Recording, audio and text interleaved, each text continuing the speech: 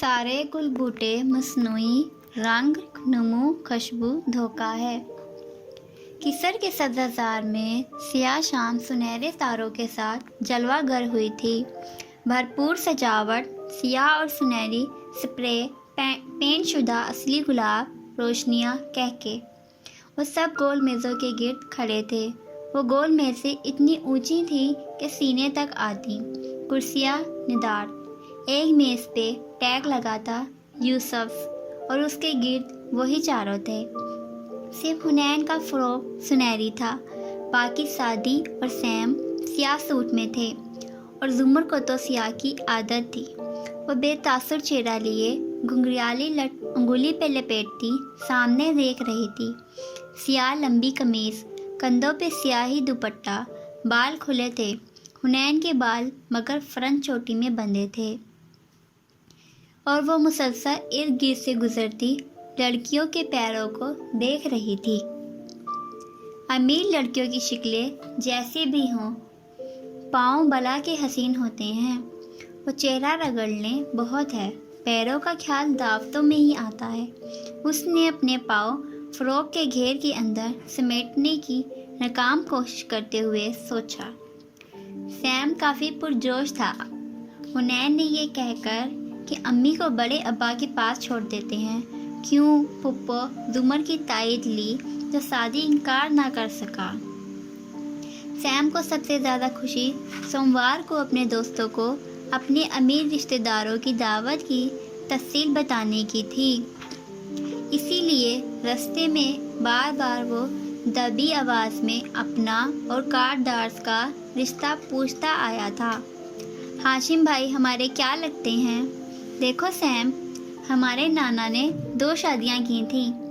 حنین نے پہلی دفعہ تفصیل سے سمجھایا۔ پہلی بیوی سے امی اور وارث ماموں تھے، جن کی بیوی سارا خالہ ہیں، پتہ ہے نا ان کا؟ سیم نے اس بات میں سر ہلایا۔ اور دوسری بیوی سے فارس ماموں تھے۔ اب یہ جو دوسری نانی تھی نا، ان کے بھائی اور اورنگزیب کاردار تھے، ہاشم بھائی کے ابو، یعنی فارس ماموں اور ہاشم بھائی فرسٹ کزن ہوئے۔ بالکل، مگر ہماری امی کے فرسٹ کزن نہیں ہیں ہاشم بھائی، ہمارے وہ کچھ بھی نہیں لگتے ویسے، تو پھر ہمیں وہ کیسے بلا لیتے ہیں؟ اف سیم، خون کا رشتہ نہیں ہے، مگر امی کی سوتیلی ماں کے بھتیجے ہوئے تو رشتہ دار تو لگے نا۔ اب دوبارہ مت پوچھنا، مگر پھر وہ زمر پھپھو کو کیسے جانتے ہیں؟ ہاشم بھائی اور پھپھو وکیل ہیں، ایک ساتھ کام کرتے رہے ہوں گے، اسی طرح شاید۔ تو ہاشم بھائی نے سارا خالہ کو کیوں نہیں بلایا؟ اف، مجھے کیا پتا، سارا خالہ تو ویسے بھی اب کسی سے زیادہ ملتی جلتی نہیں ہے، اور ہمیں بھی کبھی کبھی ہی بلاتے ہیں۔ پہلے کب بلایا تھا؟ میں نے تو کبھی نہیں گیا۔ سیم کو تو غم لگ گیا۔ بس چند ایک بار گئے تھے ہم ان کی طرف، بھائی اور میں۔ اب چپ کر کے بیٹھو۔ اس نے بات ٹال دی اور بامشکل سیم کو خاموش کروایا، مگر پارٹی میں آ کر وہ واقعی خاموش ہو گیا تھا۔ یہ اس کی دنیا سے مختلف دنیا تھی، اور اسے بالکل بھی مزہ نہیں آ رہا تھا۔ کٹو، اس نے حنین کے قریب سرگوشی کی۔ یا ہاشم بھائی، دور کسی سے ہنس کر باتیں کرتے ہاشم کی طرف اشارہ کیا۔ کتنے آرٹیفیشل لگتے ہیں نا الو، اشارے مت کرو۔ اس نے جلدی سے سیم کا ہاتھ دبایا، البتہ چہرے کے رنگ بدلے تھے۔ وہ ہاشم کو دیکھ بھی نہ پا رہی تھی، دل میں خوف الگ، اگر کسی کو پتہ چل گیا تو۔ قصرے کاردار کے باہر چند کلومیٹر کے فاصلے پہ ایک ویران سڑک پہ وہ کار رکی کھڑی تھی۔ چاند اور اسٹریٹ پول کی ملی جلی مدھم روشنی میں دیکھو تو ڈرائیونگ ڈور سیٹک لگائے فارس غازی کھڑا تھا، سینے پہ بازو لپیٹ رکھے تھے اور سر جھکائے جوگرز زمین پہ رگڑ رہا تھا۔ دفعتاً اس نے سر اٹھا کر دیکھا، اپنی سنہری آنکھیں متلاشی انداز میں دائیں بائیں گھمائیں، وہ گویا کسی کا منتظر لگتا تھا۔ اس نیم اندھیر جگہ میں بھی اس کا چہرہ شفاف سا لگتا تھا۔ جیل والی پونی اب کٹ چکی تھی اور بال بہت چھوٹے ہو چکے تھے، گویا اس طرح پھیر دیا ہو۔ पूरी आस्तीन की सुरमई शर्ट पहन रखी थी। वजीहा चेहरे पे बेजारी सी थी, सुनहरी आंखें और सता हुआ चेहरा, मगर मगरूर नाक उसको मजीद पुरकशिश बनाते थे। वो वाकई ऐसा मर्द था कि जिसको राह चलते भी लोग मुड़कर एक दफ़ा तो ज़रूर देखते थे, मगर वो आम खूबसूरत मर्दों की तरह उस बात से लुत्फ़ अंदोज़ नहीं होता था। शायद अब नहीं होता था। अब उसके चेहरे पे हमा वक्त एक चिड़चिड़ापन रहता था, बेजारी और गुस्सा। बला आकर सामने से कार आती दिखाई थी। तेज़ हेडलाइट्स के बाइस फारिस ने आंखें चुंधिया कर मुंह फेर लिया। हेडलाइट्स मध्यम हुई, इंजन बंद हुआ, बत्तियां बुझीं, सड़क पे फिर अंधेरा छा गया। दरवाज़ा खुला और एक नौजवान बाहर निकला। यहाँ से उसकी पुश्त दिखाई देती थी। सर के बाल सियाह थे और नीचे रफ सी जीन्स शर्ट पहन रखी थी। हाथ में एक बैग पकड़ रखा था। गाजी। उसने गले मिलने को बाजू आगे बढ़ाया और फारिस ने बैग लेने को हाथ बढ़ाया। वो रुक गया। मुबारक तो देने दे यार, मेरा सामान स्टेपनी, वो खुश लहजे में बोला, मगर आवाज़ खुश नहीं थी। नौजवान ने अफसोस से सर झटका। मैं तुम्हारा वाहिद दोस्त हूँ, जेल का साथी रहा हूँ, और तुम्हें अच्छी तरह पता है कि अगर तुम्हें बाहर लाने में सादी का हाथ है तो 2-4 अंगुलियाँ मेरी भी हैं। बंदा दोस्ती का ही लिहाज कर लेता है। बैग साथ धरते वो बहुत नाराज़ी से बोला था। सामान पूरा है। उसने जिप खोलकर देखा, तफ्तीशी मशकूक निगाहों से एक एक शय को उलट पलट किया। अंधेरे के बावजूद वो इतना देख सकता था कि सब पूरा था। जान पे खेल कर लाया हूँ ये सब। वैसे तुम इसका क्या करोगे? अपनी हिफाजत के लिए है, और क्या करना। वो अब बैग को कार की पिछली सीट पे रख रहा था। इसलिए अपने लिए भी रखो तो चलाना दूसरे पे ही होता है। अल्लाह को मानो गाजी, अभी तुम जेल से निकले हो, अभी से ये काम। तुम्हारा शुक्रिया, मैं चलता हूँ। वो स्पार्ट सा कहता ड्राइविंग दूर की तरफ बढ़ाया। स्टेपनी चंद लम्हे के लिए हक्का बक्का रह गया। और मेरे पैसे? क्या तुम भूल गए कि मैं इस शहर के सबसे महंगे कंसल्टेंट में से एक हूँ? अच्छा, अभी तो तुमने कहा था कि तुम मेरे दोस्त हो, उसने ताज्जुब से कहा और अंदर बैठ गया। मगर मेरे पैसे लगे हैं यार, वो कौन अदा करेगा? वो चीखा था। फारिस ने हाथ माथे तक ले जाकर उसे सलाम किया और दरवाज़ा बंद कर दिया। फिर कार आगे बढ़ा दी। वो वहीं खड़ा खुदकुशी से बड़बड़ाता रहा। किसरे कारदार के अंदरूनी लॉन में पार्टी की रौनक जारी और सारी थी।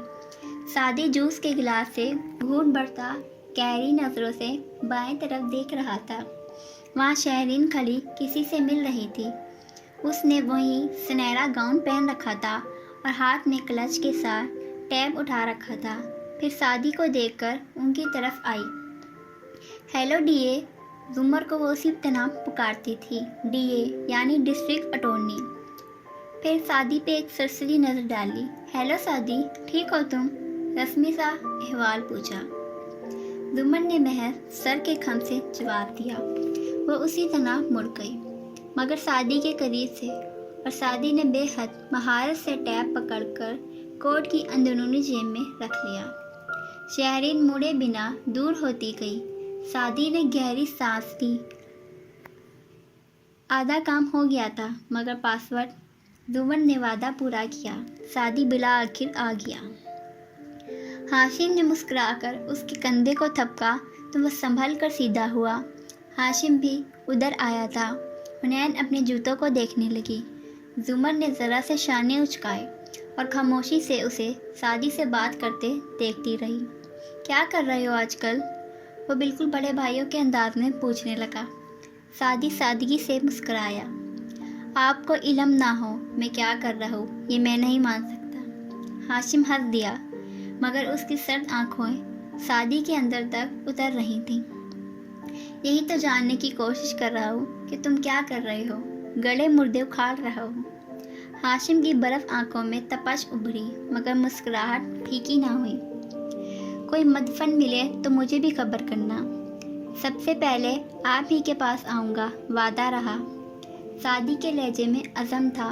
हाशिम ने मुस्कुराकर सर को खम दिया और सादी के कॉलर से नदीदा गर्द झाड़ी। मैं इंतज़ार करूँगा। फिर दूसरों की तरफ पलटा। कैसी हो हुनैन? हुनैन ने चेहरा उठाया, पलकें लरज़ीं और सामने खड़ा था, नरम मुस्कुराहट से उसको देखता। कैमल कलर के सूट में मलबूस, अंदर सियाह शर्ट, सबसे मुख्तलिफ। हुनैन का एतमाद बढ़ा। किसी को कुछ इल्म नहीं होगा, हाशिम किसी को नहीं बताएगा। जी ठीक। वो सैम को देखे बिना जुमर की तरफ मुतवज्जा हुआ। क्या मैंने आपको बताया कि मुझे सरकार बेना अब्दुल गफूर में सेटलमेंट मिल गई है? जुमर की घुंघराली लट लपेटती उंगली साकित हुई। आंखों में हैरत, शौक कुछ भी ना जाहिर हुआ, बस सवालिया आईब्रो उठाई। वाकई? प्रोसिक्यूटर बसीरत कैसे माने? जैसा कि मैं कहता हूँ, पैसा बोलता है। वो महफूज हुआ था। वैसे आपको लाइलम देखकर हैरत हुई। मेरा ख्याल था मेरी जीत का आपको इल्म होगा। मुझे वाकई इल्म नहीं था कि आप जीत गए हैं। उसने बेनियाजी से आईब्रो झुकाए। एनीवेज, मुबारक हो, आपने एक कातिल को ट्रायल से महफूज करा लिया। ये सिर्फ एक एक्सीडेंट था, हाशिम ने याद करवाया। फिर एंट्रेंस की तरफ देखा और मैं आता हूँ कहकर अपने दूसरे मेहमानों की तरफ बढ़ गया। जुमर उसे जाते देखती रही, फिर रुख मोड़ा तो सादी उसे ही देख रहा था। ये किस जीत की बात कर रहे थे? और ये कारपोरेट लिटिगेशन से क्रिमिनल केसेस की तरफ क्यों आ जाते हैं बार बार? ज़रा मुझे भी बताएं। उसकी बात पे जुमर ने कहना शुरू किया। वेल, हाशिम की माँ की दोस्त मिसेस शहला इरशाद के ड्राइवर ने एक्सीडेंट में 10 एज लड़की मार दी और हाशिम अपना ऑफिस छोड़कर सिर्फ अजीज़ो अकारिब को फेवर्स देने DA के ऑफिस आता रहता है। सो वो मामला सेटल करना चाहता था, मगर प्रोसिक्यूटर बसीरत के पास केस होने की वजह से ये मुश्किल था। बहरहाल उसने दियत की रकम जितना अमाउंट ऊपर भी खुफिया तौर पे वर्षे को दे दिया और मामला सेटल। सादी ने इस बात में सर हिलाया। सिर्फ 20 मिनट। जुमर ने नासमझी से उसे देखा। अब्बा पहली दफ़ा जब मुझे आपके पास लेकर गए थे तब मेरी उम्र 20 मिनट थी। तो सिवाय उन 20 मिनट के बाकी के 25 साल और 7 दिन मैं आपके करीब रहा हूँ, और उन 20 मिनट की कमी मेरी आपको समझने की सलाहियत पे असरअंदाज नहीं हो सकती, क्योंकि आपने हाशिम से कहा आप उसकी जीत से बेखबर थी, और उसको डिकोड करो तो आपको खबर थी मगर जीत की नहीं, क्योंकि वह शायद जीता ही नहीं है। इसीलिए जो आपने भी समराइज़ करके बताया है उसे जुमराइज़ करके बताएं। जुमराइज़ करूँ? अच्छा। वो हल्का सा हंसी, और इतने अरसे बाद ये पहली दफ़ा हुआ था। मुस्कुराता हुआ उसे देख रहा था और हुनैन बेदिली से सुन रहे थे। उसका ध्यान बार बार भटक रहा था। कानून अंधा होता है, मगर प्रोसिक्यूटर की 2 आंखें होती हैं। मुझे केस देखकर पता चल गया था कि एक्सीडेंट मालकिन ने किया है और वफादार ड्राइवर कुर्बानी की भीड़ है, मगर सबूत ना था, गवाह। तो मैंने हाशिम को प्रोसिक्यूटर बसीरत का रास्ता दिखाया, क्योंकि हाशिम अपनी अना के लिए मिसेस शहला से दोहरी रकम निकलवा सकता था। जब लड़की के बाप ने बताया कि दोहरी रकम मिल गई है तो मैंने बसीरत साहब को डील के लिए कायल कर लिया। बहरहाल ये एक एक्सीडेंट था और मैं सिर्फ इस फैमिली की मदद करना चाहती थी। मुस्करा कर बताते उसने दूर किसी से बात करते हाशिम को देखा। हुनैन बेदिली से इधर उधर देखने लगी। अलबत्ता सादी ने सही एंजॉय किया था। आपने हाशिम को क्यों नहीं बताया कि वो नहीं जीता? जुमर ने जवाबन सादी की आंखों में देखा। हमारे स्कूल में एक जादूगर शो करता था, कभी टोपी से कबूतर निकालता, कभी कान के पीछे से। तो मैंने एक दिन पूछा, इस ट्रिक का राज तो बताएं। वो बोला, जिस दिन बता दिया वो मेरे शो का तुम्हारे स्कूल में आखिरी दिन होगा। सही, और ये ड्राइवर को कुर्बान करने का मशवरा भी हाशिम भाई का होगा। کیا پتہ انہیں معلوم نہ ہو کہ جرم مالکن نے کیا ہے۔ حنین کو برا لگا تھا۔ معلوم، ہاشم کبھی بھی اپنے کلائنٹ سے نہیں پوچھے گا کہ اس نے جرم کیا ہے یا نہیں۔ اس کا کام دفاع کرنا ہوتا ہے تو وہ دفاع کرے گا، پروسیکیوٹ کرنا ہو تو پروسیکیوٹ کرے گا۔ حنین زمر کو دیکھ کر رہ گئی۔ ہاشم نے اس سے بھی نہیں پوچھا تھا کہ اس نے نقل کی تھی یا نہیں، مگر کیوں؟ کیونکہ وہ وکیل کا کام پوچھنا اور موکل پہ اعتبار کرنا نہیں ہوتا، اسے خود تفتیش کر کے سچ ڈھونڈنا اور اسے چھپانا یا پڑھانا ہوتا ہے۔ ہاشم بھائی کو لازمی پتہ ہوگا کہ مالکن نے جرم کیا ہے، اپنے جیسے کریمنلز کو وہ اچھے سے جانتے ہیں۔ سعدی نے اضافہ کیا تو زمر نے ہاشم بھائی کو لازمی ابرو اٹھا کر اسے دیکھا۔ سعدی، میں ہاشم کو پسند نہیں کرتی اور قابل اعتبار تو قطعاً نہیں سمجھتی، مگر کریمنلز کا دفاع کرنے کے باعث ہم اس کو کریمنل نہیں کہہ سکتے۔ سعدی خاموش ہو گیا، بس ایک نظر زمر پہ ڈالی۔ اگر جو پھپھو کو پتہ چل جائے کہ وہ ہاشم کو اتنا بھی نہیں جانتی تو۔ جواہرات جب ادھر آئی تو تنہا نہیں تھی، ساتھ 2-3 خواتین بھی تھیں۔ تازہ بوٹوکس کا اثر تھا، وہ سیاہ سنہری دھاریوں والے گاؤن میں دمک رہی تھی۔ مسکراتے ہوئے سعدی کا کالر نزاکت سے جھاڑا۔ کیا یہ دوستی ہے تمہاری؟ نظر میں کسی کی شکل بھی نہیں دکھائی دیتے۔ بڑی نزاکت اور مان سے کہا۔ سعدی نرمی سے مسکرا دیا۔ اب آپ کے پاس خود پہلے جیسا وقت نہیں ہوتا مسز جواہرات۔ جواہرات بس مسکرا کر اپنی فرینڈ سے زمر کا تعارف کروانے لگی۔ ایک تو شاید زمر کو جانتی بھی تھی۔ او، آپ زمر ہیں، مجھے یاد ہے، پہلے بھی ملاقات ہوئی تھی۔ اس نے البتہ زمر کا نام غلط تلفظ سے بولا تھا، رے کے اوپر زبر کے ساتھ اف، اٹس زمر، زو کے اوپر پیش ہے، اس نے توڑ کر بتایا۔ وہ خاتون اچھا کہہ کر سر ہلانے لگی۔ قدرے فاصلے پہ کھڑا نوشیروان تند نظروں سے ادھر ہی دیکھ رہا تھا، اسے ماں کے وعدہ پورے کرنے کا انتظار تھا۔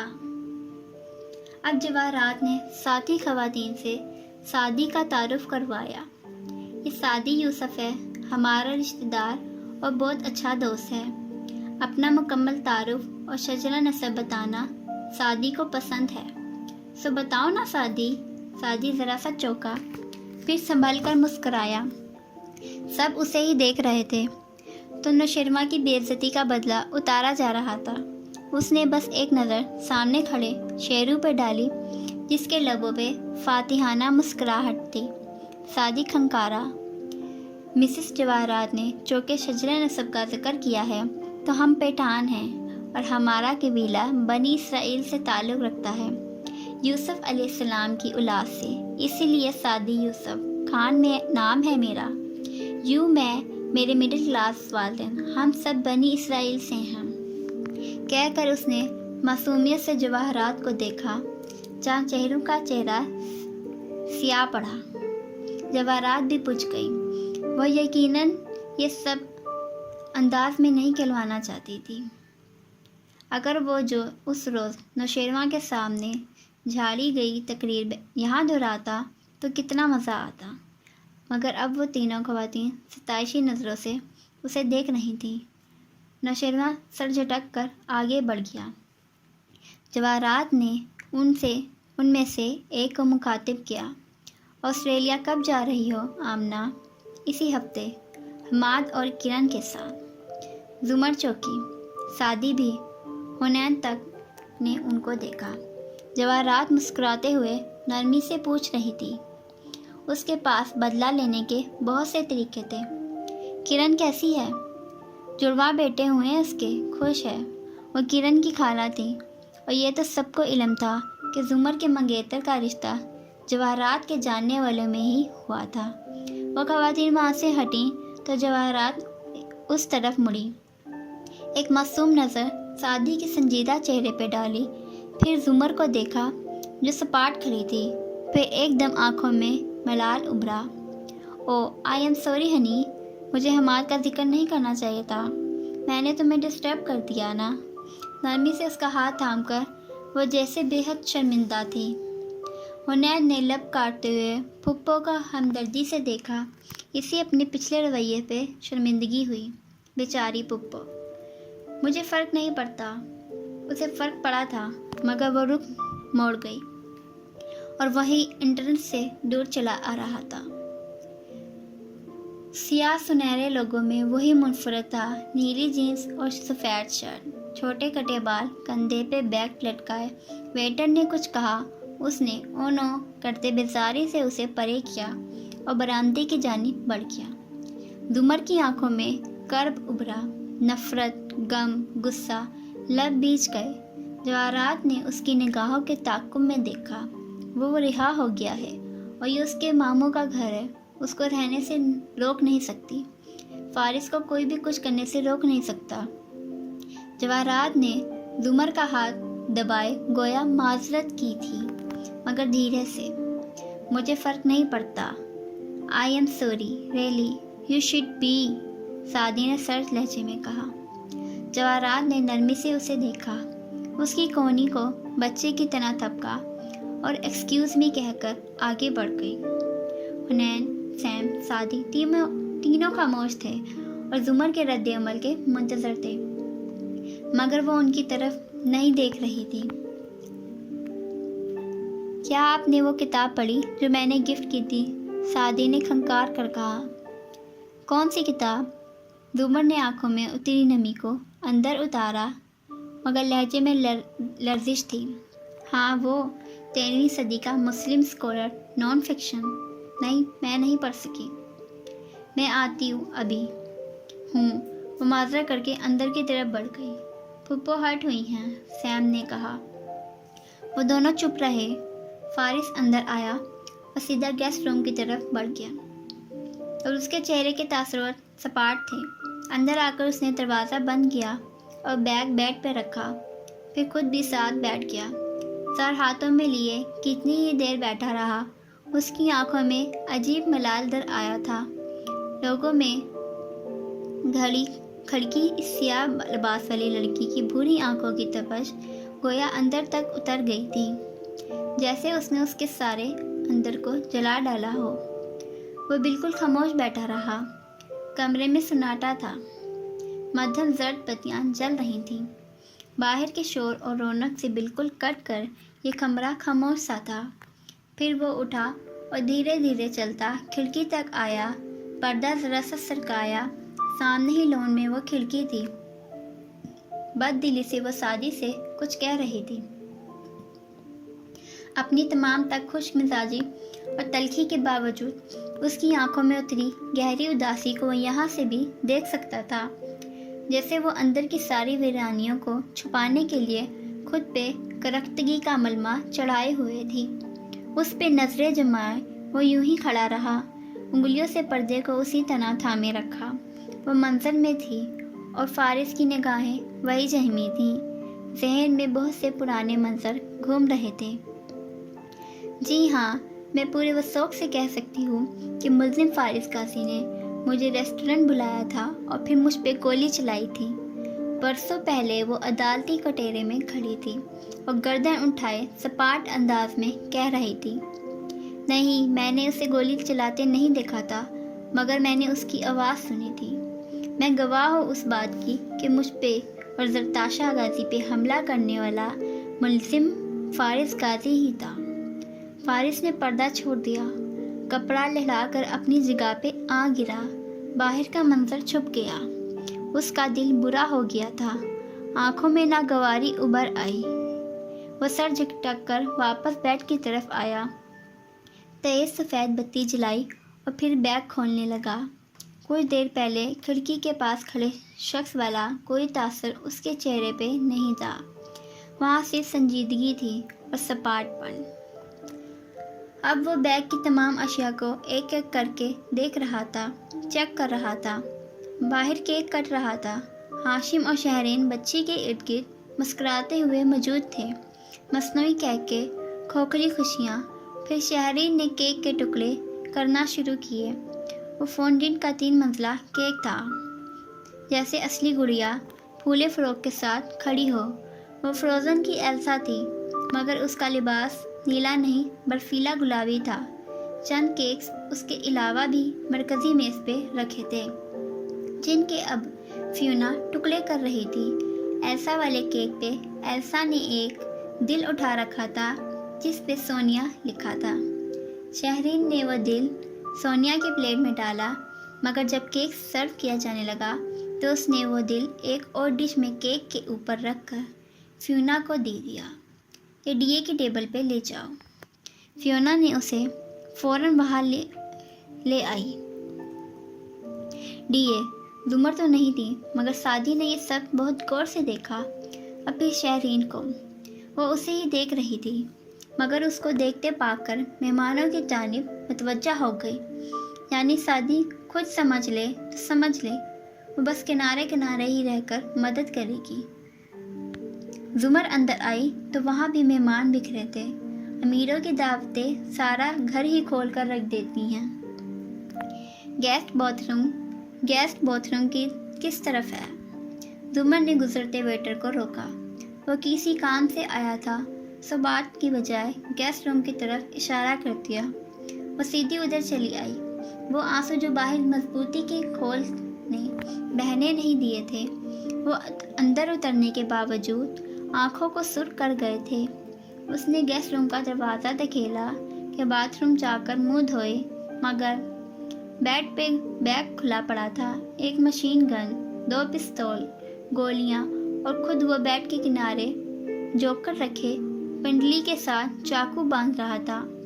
آہٹ پہ چوک کر سر اٹھایا، پھر وہیں رک گیا، سیدھا بھی نہ ہوا۔ چوکھٹ پہ کھڑی زمر کا سانس رک گیا تھا۔ اس کی نگاہیں اصلی سے ہوتی فارس کے چہرے تک گئیں، پھر ان میں اترا غم غصے میں بدلا۔ جبڑے کی رگیں تن گئیں۔ وہ پیچھے ہوئی اور زور سے دروازہ بند کیا۔ اب اسے مزید فریش ہونے کی خواہش نہ تھی۔ وہ تیز تیز چلتی باہر کی طرف بڑھ گئی۔